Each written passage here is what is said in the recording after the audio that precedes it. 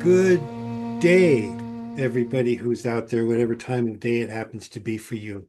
I am Oakwalker.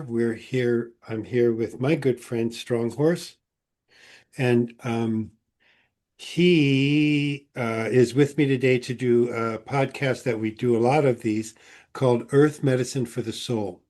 Earth Medicine for the Soul is a podcast that talks about all things spiritual, shamanic, planetary, getting us closer to our authentic selves. And both of us, feel that this is a very important process in every person's life. So we're here being geezers to share all of the long stories that we have engaged in and encountered in our lives. Last time we were talking about uh, planetary parity and how the changes that the planet is going through are being exacerbated by those with no parity at all. And today we want to continue that discussion a little bit into uh, the transdimensional aspect of these shifts in narratives that we're having. So, in order to sort of like catch us up on this, we were speaking about how there are people who just don't seem that they're ever going to get it. They're never going to get back to that sense of authenticity and sense of place in nature and on the earth that we all basically have to come from in order to really truly grow our souls. And as we move forward, we're going to talk about how to uh, do that a little bit more sincerely, and also how that's going to appear to us and each other as kind of looking like an entirely being in an entirely new dimension. What do you think about that, Mr. Stronghorse? Did you just freeze?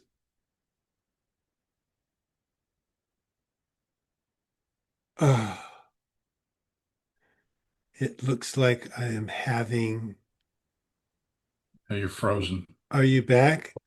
Yeah, there you are. Oh, good. Okay, that didn't last too long. Now I have a little message that says your internet connection is unstable. Dude, I think I already knew that. Thank you, though. Um, so let's press on because that might have been the only time it does this. I do know that they're working out there on the new fiber connections that people are getting. So that might cause a little bit of instability. And as soon as I'm eligible, I'll probably get one. Okay. So anyway, what I was talking about to follow along with your discussion is that when you start getting into discussions about multi-dimensional worlds and veils and crossing over different dimensions and all, this is it's really it's a stretch for most people who haven't Yeah. experienced ceremony, who haven't spent any time alone out in the desert or in the mountains, and Hmm. it's a difficult subject, but it's so imperative with the future of this planet and how humans evolve into becoming human beings, Yeah. that we're just going to have to get after it, and hopefully there's enough people that latch onto it that'll it'll continue to blossom and create much more interest. And so I And wanted to energy. Yeah. get into dreaming a little bit in terms of how this is going to how that impacts parity with the consciousness of the planet, Hmm. because my elders say this is a planet of dreamers. That Yeah. you basically, if you can imagine yourself, if you're facing a series of veils or curtains of energy, and within each of these curtains, between them, there's different room, different spaces that have different pressures, and each pressure within these different layers is different, and each one offers a whole different perspective to you as a soul, as a spirit, and as a human being. So when you're projecting yourself into these different veils, these different layers, which you're doing constantly, whether you want to or not, what we're talking about is let's get conscious with it and know Yeah. what's going on and then put intent with it and start making this thing work for you instead of work against you. Because Yes. anything that you put out, you're going to get back. Yep. Because everybody that comes here is a soul who's seeking to deal with this planet of duality in order to see it themselves more clearly as a spirit and as a soul. They Hmm. come here to gain maturity, to gain self-realization, and to gain a leg up on their internal sense of self, and so that is what we're talking about when we talk about the authentic human being. The authentic human being is in touch with their soul. They understand why they're here. They understand what their mission is, and they understand what it is that they're supposed to be doing. I'm getting ready to have a conversation really with a young lady that's coming in town this week, my wife's daughter, and I'm going to try to explain to her because I realized through some comments that she said recently to her mom that I said, I'm going to have to get her to understand that every human being, every soul on this planet picks their own family to be a part of. It's not the other way around, and there's a reason for that. And when I first heard that teaching, I was like, oh yeah, well, I don't, I don't think so, man. You need to sell that somewhere else, pal. But Uh-huh. as I went on, I gained more maturity and I gained more knowledge. And more knowing. I started thinking, okay, well, I'm starting to see how that may have worked in my favor, as Yeah. hard as it was. Right. It was Right. really difficult, man. And there's nothing about it that I would wish on anybody. But for me, there were some aspects about it that assisted me in getting through some things that I wouldn't have normally been able to get through, you know. And Yeah. Me so, too. it's like once you experience 9 degrees, 32 ain't much. You know what I mean?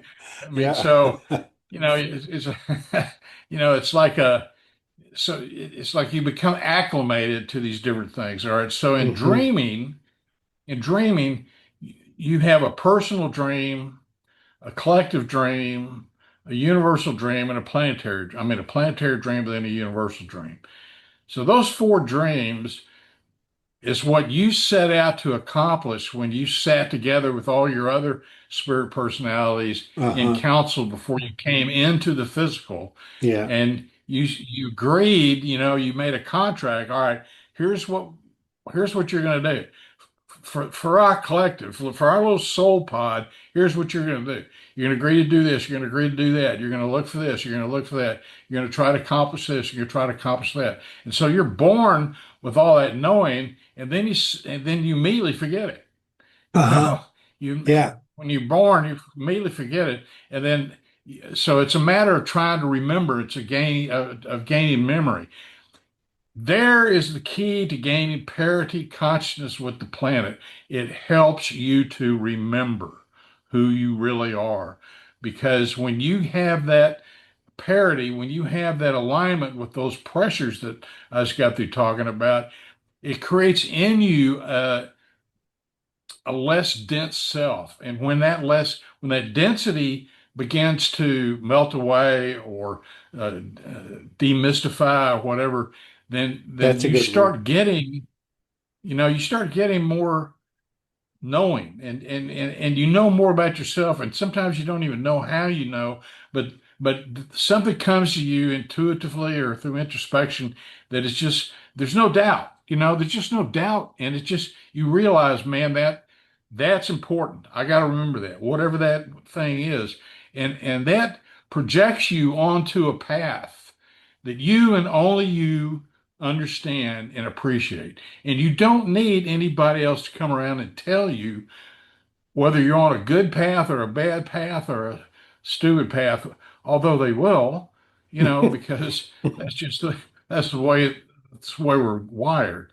So, yeah, yeah, I think if we're giving the people some kind of reason to why it's important to gain parity with the consciousness of the planet, that for me is one of the most important keys right there. What do you think? Boy, you said a lot. So I want to run that backwards because you are absolutely correct about having to come in touch with the parity of the planet in order to achieve your four dream states. I have never had that precise teaching in that there are these specific four dream states, but that does resonate with all kinds of other teachings that sort of like build a structure around that. So it makes real good sense to me when you put it like Mm. that. Um, I want to emphasize that the the conversations that I was having, because I've been fortunate enough to get to revisit those in my dreaming, and the council that I was with before I came onto this planet,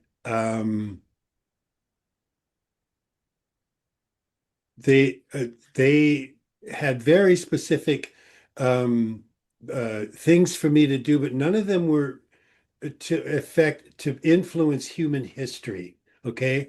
I wasn't given a mission to become the next George Washington. I didn't need to be Caesar Vini Vidi Viciing my way across the planet. The whole idea was about my individual soul development. It had nothing to do with we need you down on that planet so that you can knock off Robert E. Lee just in time, or the 21st century equivalent of Robert E. Lee. They didn't send me down to give Trump's dad a condom. They didn't send me down to, take out somebody or ensure that somebody didn't get to a place they needed to be. They're not really worried about that. That's going to play itself all out on its own level. But what they did want me to do was step up for a change. Apparently, a lot of my previous incarnations, I had been rather lazy and kind of a slacker. And so this time they were going to put me in and just say, dude, you've got some making up to do. We're not going to give you the easy life this time. You don't get to sit in a monastery and meditate for your 60 years. You gotta go through some stuff this time, and step up. And so that has a lot to do with the family that I got, that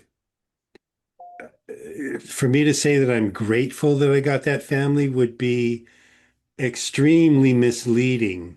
But without having gotten that family, I don't think I would have learned the things that I did learn to the depth of intensity and authenticity that I did learn them. It was necessary for me to be with those people in order to know what not to be, for example, in order to prevent myself from making similar choices that I can't imagine could have been good for them or anyone. So You there's know, I was that. hoping to Yeah. go ahead. I was going to say, it reminded me of a story, a funny story. I was up at Lowe's, no, I mean, McCoy's one time, and this guy was driving this, uh, what do you call those front end loaders, and he was Yeah. whizzing around, and he really, I said to him, boy, I said, you're really good with that. He says, yeah, I've actually won some contests and stuff. And he told me, he says, yeah, my dad had me come up here and get this job so I would know what it was I didn't want to do when I grew up. And I told him, I said, boy, your dad is smart. I mean, you could tell he's a really sharp kid, and he was like, yeah, I'm up here Right? figuring out what it is I don't want to do. Uh-huh. And I think a lot of us go through that. A lot of us go through that. Yeah, this is the part I don't want to be. Yeah, well, I had Got that that same down. thing, and I ended up doing exactly the same thing my dad did. And and I fought it every step of the way. He was a field engineer. First of all, he was 20 years in the Coast Guard, but he was in communications in the Coast Guard, electronic communications. And I did not want to be like my father, who would stand us all up and make us stand at attention and say, sir, yes, sir, and stuff like that. And that is not the person that I wanted to be. Nevertheless, I kept testing positive for electronics on all those aptitude tests that the Air Force gives you. And actually went down trying to avoid graduating from high school. I wanted the Air Force to give me a GED test. So I went down and I took their aptitude test and they said, "Yeah, well, we don't want you as a photographer. We want you as an electronic guy." And I was like, "Oh no, no way." They said, "Sure, we can. In fact, we can get you into the Air Force without a high school diploma if you come down and take this mental intelligence test." Have you heard this story before? No, no. So I took it. And the night before, there was a big keg party at my apartment. And I walked in there and I had been outdoor, selling Buicks like Buick, like only 4 hours before this test came down. And I had eyes that were as red as little BBs. And I walked in there and I stink of beer.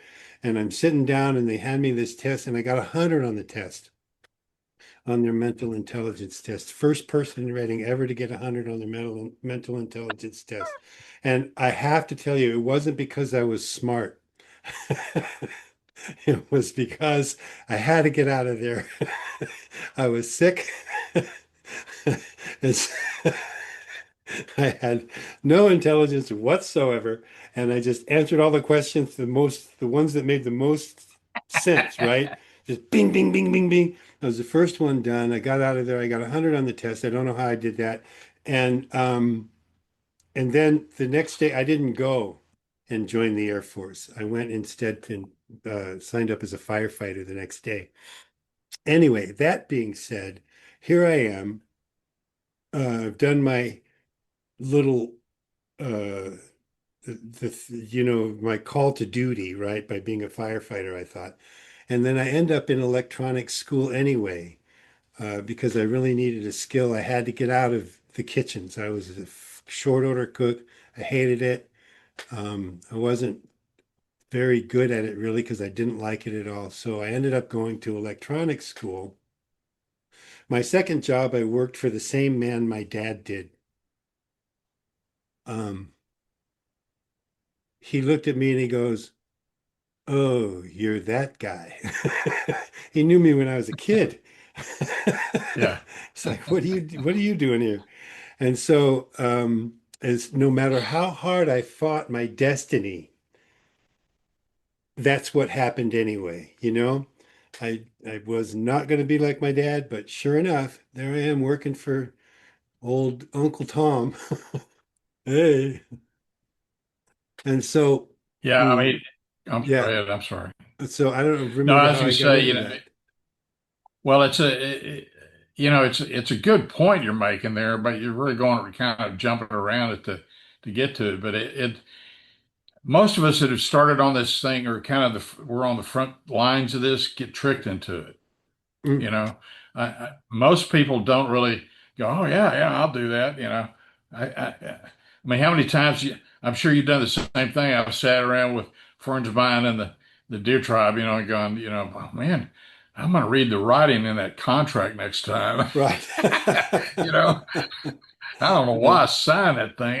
What was I thinking? And so we make all these jokes about it, but I remember when I was living in Santa Fe for a while, and I ran into this guy. His name was David. I can't remember his last name, but he was a priest with the Native American church, and he'd go down to South Texas and gather peyote and bring it back, and he'd tell me how he had to stop occasionally at the rest stops and put out his Indian blanket, put all his buttons out there, because you couldn't, he didn't want them to go moldy and stuff, and by keeping them all cramped up. And he says these VW vans are hippies and pulling. Go, oh my God, what? Can we have some? He's like, no, this.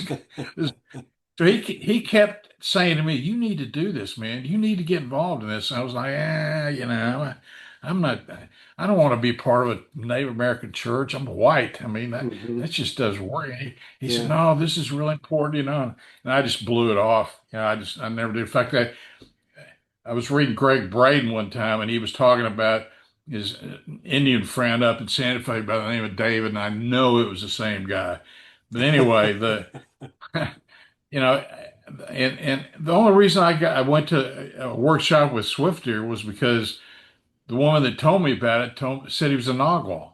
And Hmm. I had read the Castaneda books, and I thought, well, that's kind of interesting. Yeah. But I wasn't a workshop guy. I wasn't interested in Yeah. crystals. I mean, none of that, man, had any. And next thing I know, I mean, the first night, you know, he did a lecture, and then he says, okay, we're going to go into sweat lodge. And everybody around me stands up and starts taking their clothes off. And I was like, the hell's going on? And I said, are we all going to get naked and then go climb in a hut and sweat and pray? And they went, yeah, woo! And I was like, holy shit, where am I? What if I, what have I gotten myself into, man? Yeah.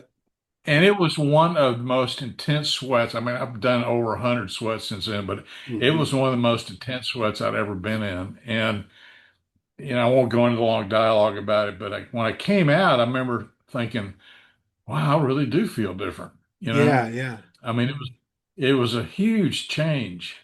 So you make a good point, that a lot of times for us to remember, we have to get tricked. It's like our Hmm. guardian angels go, okay, well, they did get it last time. Let's try this one.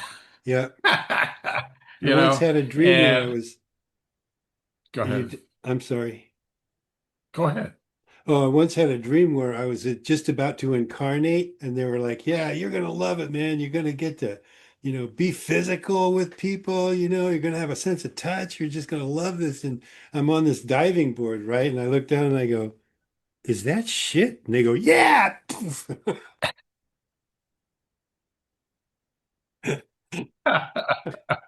That's Really? just I that didn't sign happened, up for this right? dream. That's just the way my subconscious had of, going, well, okay, you did land. Oh man. I mean, that's one of the joys of this path, is to sit around and tell some of the war stories, that we've all, gotten into that it just Yeah. left us speechless, like, oh my God, I can't, you know, it's, I love the fact that we have humor, I mean, Hmm.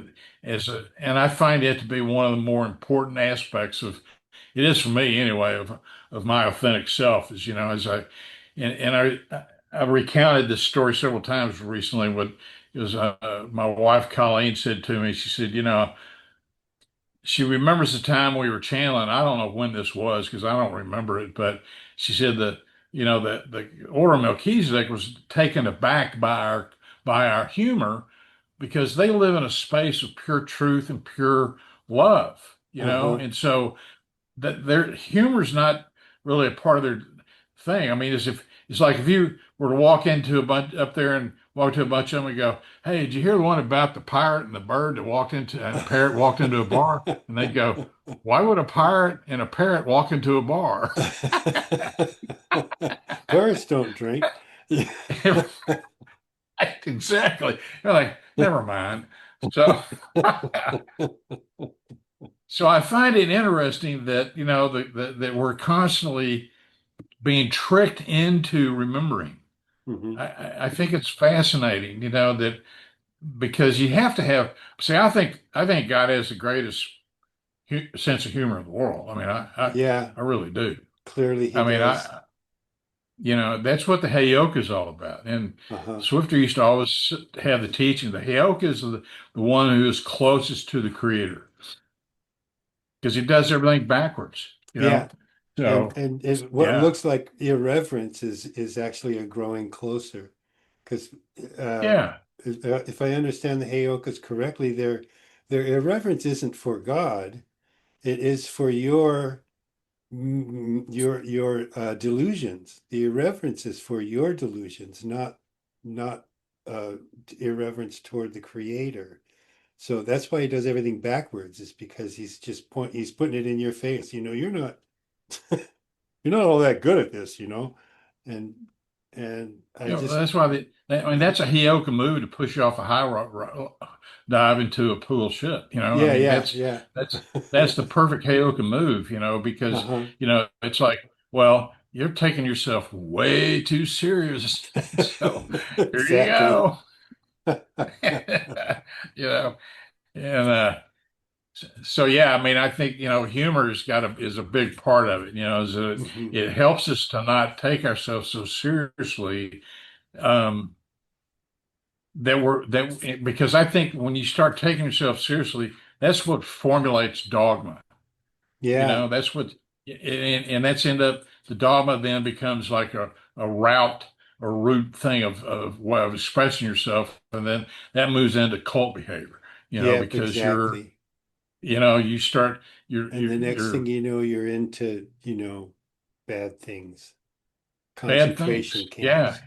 yeah. I mean, it's just you're way too Hmm. impressed with yourself, and you start looking at that as like, oh well, this is the way to be. No, no, it's not. Yeah, No, it's not. And it's in the place of joy and frivolity and a blessing that is, the grace of the creators found in those arenas, I think, don't you? I agree. I totally agree. And that this is why the first one third of the Course in Miracles is about telling you about your ego. Says it over and over and over again. This is all of this ego-based stuff. This isn't going to work for you. It isn't real. It's none of that is real, and that always comes. But joy is real, you know. And even if they have no sense of humor in, the at the council, the level of the council, for example, that doesn't mean it isn't pleasant there. It's beautiful Right. when they meet and they just blend together in a whole and complete, coupling with one another. They don't have any inhibitions about what or who the other person is. It's all transparent. It's all right out there, and it's all part of that mystical union that they share with that which is the creator, and they share it with each other, and they share it with everything in their environment. This is what we're growing into as we move through these changes on the planet as well, I believe. But I totally Yeah, agree one that, one is one is one. yeah, that there's only one. Everything else doesn't There's only exist. one, Yeah. you know. So yeah, I think I mean, all of this stuff that we're bouncing back and forth really is sort of giving everybody a glimpse into different aspects of the authentic self. You Hmm. know, each and every person has I like to think about it as a thread within the tapestry of life. Uh-huh. And Yes. they're each color is important for the Yeah. overall picture, and so everybody's got it. That's what I'm talking about when the different dreaming. Your personal dream is what you're describing in terms of becoming a electrician or Yeah. working on. Okay, your sacred dream is what your soul came here to remember. Yeah. It's and it's like when you and I first met, and I started talking about Melchizedek, and you went, okay, now you have my attention because my angel's been going, it's Melchizedek. It's all Yeah. about Melchizedek, and they were telling you that. And all of a sudden Yeah. now I'm here going, oh, yeah, we need to yeah, let's all get together and do Melchizedek stuff.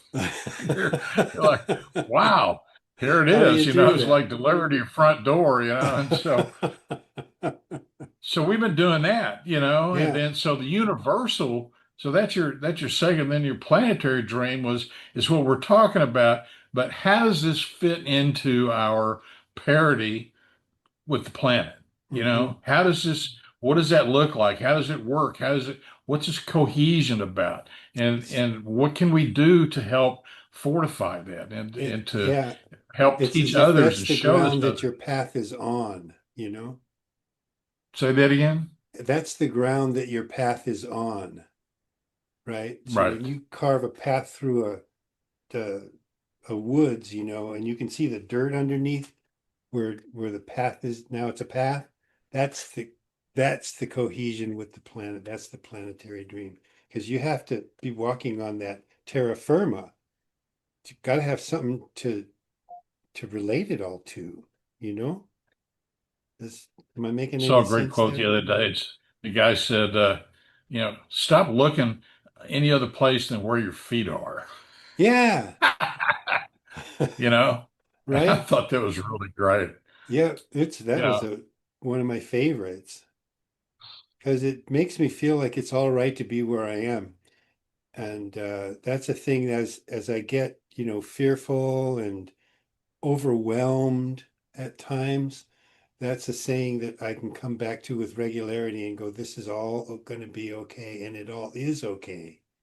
Even when you make mistakes, that's okay. It's all okay. I need that sometimes. Yeah, I mean, the greatest thing I think that we can accomplish for ourselves and for the planet is birthing our authentic self. I mean, Yeah, I'm absolutely convinced that that is the most powerful force on the planet. yeah, Because if we were made in the image of the Creator, then to become authentic is to become the Creator. yeah, And if you're following that logic. And so if we've all said to one another, eventually what we're looking at is a co-creative state and stance with the creator, a conscious connection, spirit to spirit, co-creation, so that we become the left and right hand of the creator on this planet, mm-hmm, so that we're manifesting on this planet that which the creator seeks to manifest in this space. yes, And so I think that for us to be able to get to that place, that's not going to come from following some other text or some other ancient being or some, you know, uh, guru. It's just going to come from birthing yourself and getting in touch with yourself and listening to yourself. And yes, that's why you said it's so important to go out and sit in nature and just listen, because yeah, if you don't get rid of all the external noise, mm-hmm, you can't hear yourself, man. yeah, I mean, a lot of the shamans that they'd stay up late at night because everybody else would go to sleep and then they could hear. yeah, yeah, You know what I'm saying? I mean, yeah, I do. they'd wait for that collective rumble to calm down so that they could be in a place of receptivity, Yes, exactly. Lots of others wake at 4 because they can't sleep anymore. Might as well get up and listen for a while. It's a real good time to Yeah, get. I can't do that because I live on a highway and at 4 o'clock the trucks are already rolling. The cement trucks I'm are sorry moving. to I'm hear like, that. yeah, yeah. Okay, well, the butterflies have gone. Oh, yeah.